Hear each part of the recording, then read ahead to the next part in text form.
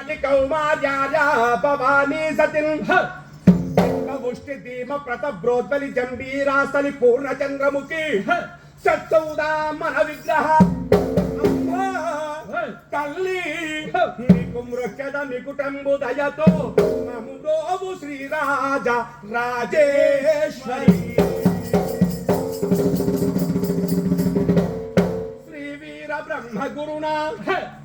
శ్రీ వీర బ్రహ్మ గురునా భావంబున దళతు నాదు భాగ్యమే నీవు కేవలముగా నా వాక్కుల ఏ వంగలుడే కరుడుపు కోవిద భయాంజనేయ స్వామి భగవానికి జయ రాజా రామచంద్ర స్వామి భగవానికి. ఎవరన్నా జై అంటేరా అంటే జై అంటే 2 రూపాయలు ఫైన్ అన్నోళ్ళకి, అందుకనే అనలేరు మా వాళ్ళు. గట్లా పడతాయేమో అని అంటారు అంటే పర్వాలేదు. అయితే అన్నోళ్ళకి కూడా ఈ అన్నోళ్ళకి కూడా 2 రూపాయలు పడనివ్వం, మేము భరిస్తాం. ఒక్క పర్యాయం ఆ పరమాత్మ పేరిట జయనండి శ్రీ అభయాంజనేయ స్వామి భగవానికి జై, జై రాజా రామచంద్ర స్వామి భగవానికి జై, జై శ్రీమద్ విరాట్ పోతులూరు వీర బ్రహ్మేంద్ర స్వామి భగవానికి శంకర భగవానికి జై. ఎలా ఉంది నాయన? కాస్త హెచ్చుగా ఉంది.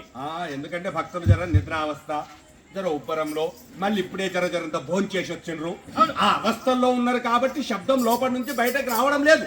ఏమంటారు నాయన? కానీ జై అంటే మనకి ఏమన్నా లాభం ఉందా? మరి ఏం లేదు. బుక్కడు అరిగిపోతుంది, అది మంచిదే కదా నాయన, జీర్ణశక్తి. అయితే జీర్ణశక్తే కాదు, జై అంటే ఇంకో లాభం కూడా ఉంది. అది తెలిసిందనుకో, ఈయనే కాదు యాడివైనా జై కొడతావు. అవును, జై జై జై అంటే ఏంది? మనం ఏ పని చేసినా నాకు జయం చేకూర్చు భగవంత అని ఆ దేవునితో మొరబెట్టుకున్నట్టు. మనకి ఏదైనా సరే జయమే కావాలి. అంతేకాదు, జై అంటే ఇంకో లాభం ఉంది. ఏంటది? మన లోపల ఎవరున్నారు నాయన? నీ లోపల ఎవరున్నారు? జీవుడున్నాడు. నీ లోపల జీవుడు. ఒక ఆయన అడుగుతాడు, ఏమయ్యా రోజు ప్రొద్దున లేచి స్నానం చేస్తున్నావు, సబ్బెట్టి రాశి రాశి చేస్తున్నావు, ఆ చేసే స్నానం ఏందో మీద గడుగుతున్నావు కానీ లోపల గడుగుతున్నావు అని అడుగుతాడు. లోపల ఎట్లా గడిగొస్తుంది? నీళ్ళు వచ్చి గడిగొస్తుందా? లోపల నీళ్ళు వచ్చి కడగరాదు. మరి ఎట్లా కడగాలి? ఆ లోపల ఉన్నటువంటి జీవుడు ఏం తింటుండు? నువ్వు తినేది ఈ కమ్మగా పుల్లగా ఇదంతా దేనికి పెడుతున్నావు? చెత్తకు పెడుతున్నావు. దొడ్డుగా అయితే నువ్వు తింటున్నాం, ఆ లోపల ఉన్నవాడు తింటలేడు. మరి ఆయన ఏం తింటుండు? గాలి. ఆ లోపల ఉన్నటువంటి జీవుడు ఆ గాలి తిని జీవిస్తుంటే మనం బయటకు వెళ్ళి మంచి గాలి చెడు గాలి అంతా పీల్చుకొని వచ్చినాం. ఆ లోపలంతా నిండిపోయింది. ఆ జీవుడు అలా సతమతమవుతుండు. మొత్తం గాలి మంచిదైతే లేదు కదా, ఎన్నో పిలుచుకుంటున్నాం. ఆ జీవుడు సతమతమవుతుండు. ఇటువంటి చోట ఆ భగవంతుడి పేరిట ఒక్కసారి జై ఎంత గట్టిగా అంటే అంత తొందరగా బయటకు వెళ్ళిపోయింది మొత్తం. ఈ చెడు గాలి అంతా బయటకు పోయింది. మళ్ళీ పవిత్రమైనటువంటి గాలి తీసుకుంటున్నాం. అవి కూడా లోపల కదులుతాయి. అని నడిబతాల నిలబడి అంటే చూసినోడు ఎక్కిస్తాడు. ఏ వీడికి ఇట్లా నవ్వుతున్నట్టు. అట్లా కాదు, లోపల నవ్వుకో.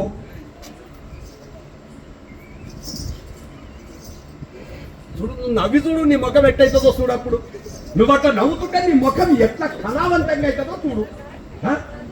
నాయనారా, పరమ పావన శ్రీపోతులూరి వాస, పరమ పావన శ్రీపోతులూరి వాస, స్థిరములేదాయ మా మనసు శ్రీనివాస, కరములంబోచి కైవల్య పదము కొరకు చరణముల విడువ మము ప్రోవు వీరనాథ. ఇటువంటి భూచాంతములే కాకుండా ఒక మనవి. పొరపాటన్నది లేని వారొకరు, పొరపాటన్నది లేని వారొకరు ఈ పృథ్వీ స్థలి లేరు. వాసుల కవ్వాలి రచించు రాజులు పొరపాటు చెందుటే గదా. ఓ సరసాగ్రేసరులారా, బాలుండ నేనెంత వాడా, తప్పులు కృపను మన్నించి రక్షించలే.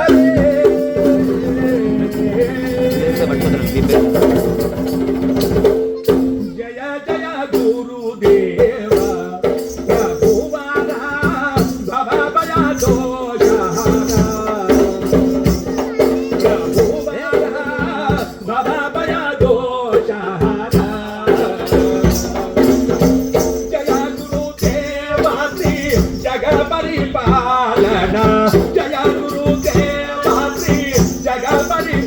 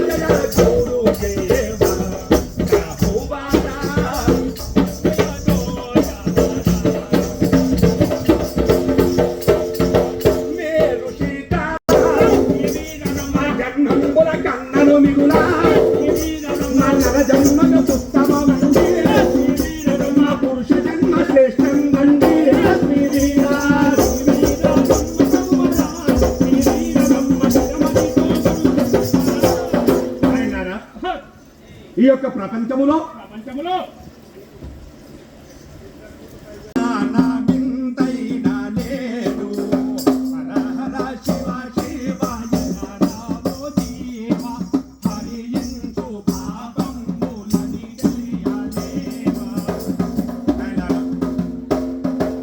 అయితే ఈ ప్రపంచములో భగవంతుడు దేవుడు 84 లక్షల జీవరాశులను జన్మింపజేశాడు. అవునా కాదా? జీవులు 84 లక్షలు నిజమేనా? నిజమే. అవును. 84 లక్షలన్న సంగతి అందరికీ తెలుసండి. పాటలలో విన్నాము, పుస్తకాలలో చదివినాము, పద్యాలలో విన్నాము, కథలలో విన్నాము, అందరు చెప్పింది. జీవులు 84 లక్షలే ప్రపంచములో. కానీ ఏ జీవరాశి ఎన్ని లక్షలు పుట్టించండు చెప్పడం లేదు. లెక్క చెప్పలే. లెక్క పెట్టుకుని ఆయన ముంగడ కూర్చున్నాం మంచిగా.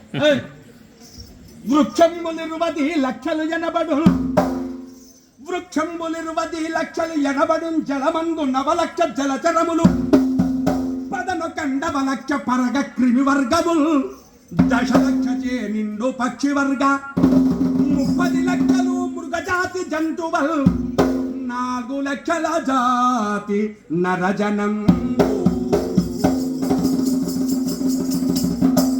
అనగా వృక్షంబులు 20 చెట్లు, 20 లక్షల రకాల చెట్లు ఉండాలని ఆయన. అంటే చెట్ల లెక్క కాదు. 20 లక్షలు అంటే గజ్జల చుట్టూ దేవులాడితే దొరుకుతాయి. చెట్ల లెక్క కాదు. చెట్లలో ఉన్నటువంటి రకాలు, వేప చెట్టు, జుబి చెట్టు, జామ చెట్టు, అటువంటివి 20 లక్షల రకాల చెట్లు ఉండాలి. జలమందు 9 లక్ష జలచరములు, నీళ్లలో ఉండబడేటువంటి చేపలు, కప్పలు 9 లక్షలు ఉండాలి. 11 లక్ష పరగ క్రిమి వర్గములు, ఈగలు, దోమలు, చీమలు 11 లక్షలు ఉండాలి. 10 లక్ష చే నిండు పక్షి వర్గ, రెక్కలతో లేచిపోయేటువంటి పక్షులు 10 లక్షలు ఉండాలి.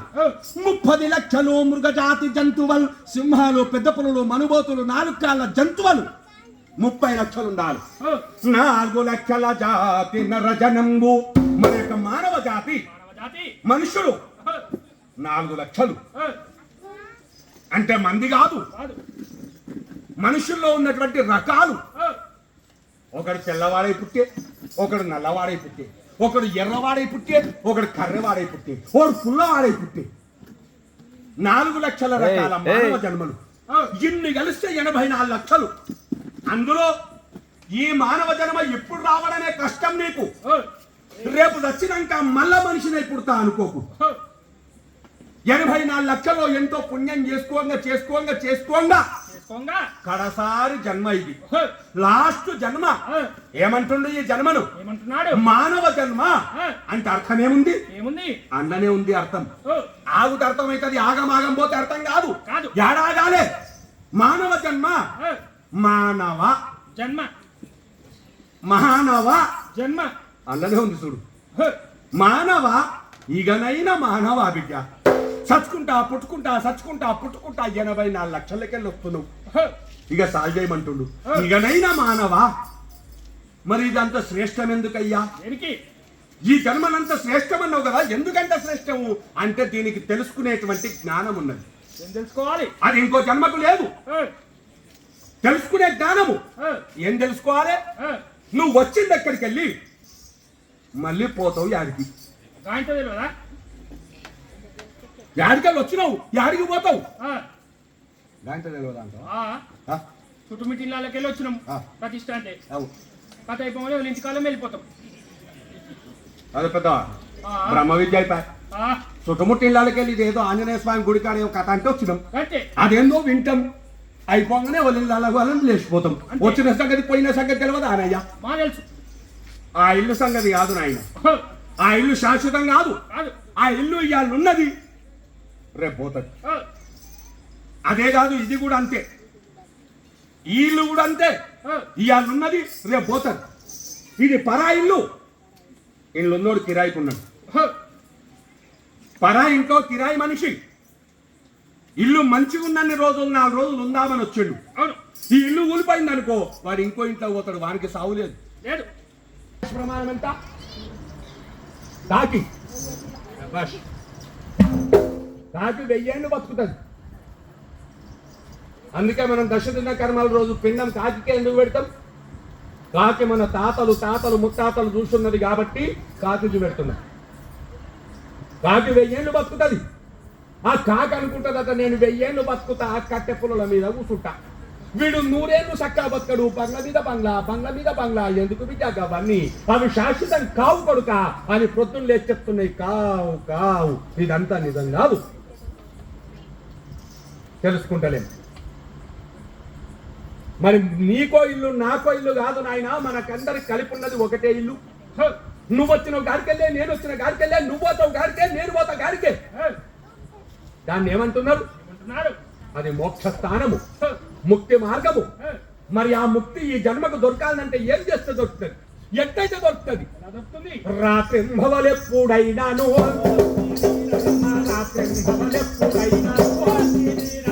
రామనామ స్మరణ చేయను దొరకగలదు మోక్ష పదము. దానికి దృష్టాంతము వినుము. రాత్రింభవలు ఎప్పుడే గాని హ, రామ రామ రామ రామ రామ హ. హనుమంటుండు. వారే వా, రాత్రి రామరామ అనుకుంటా కూర్చుంటే రాముడే తెచ్చి పెడతాడు. ఇక పిల్లలు తీసుకపోయ్యా అంతే. పగుల వరేసుకోవాలి. అంతే. ఎప్పటికి రామరామ అనుకుంటూ రాముడే తెచ్చి పెడతాడు కానీ అంతే ఉంది ఇక నువ్వు ఎప్పుడు.